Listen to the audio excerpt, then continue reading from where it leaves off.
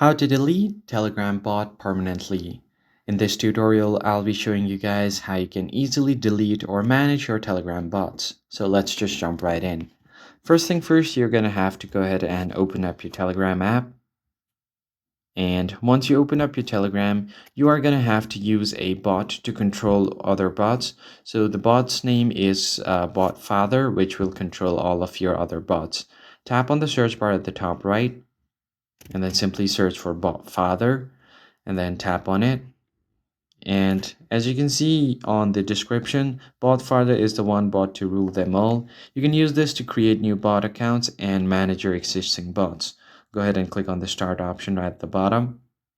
So from here, you will be able to see all of these options to delete a bot.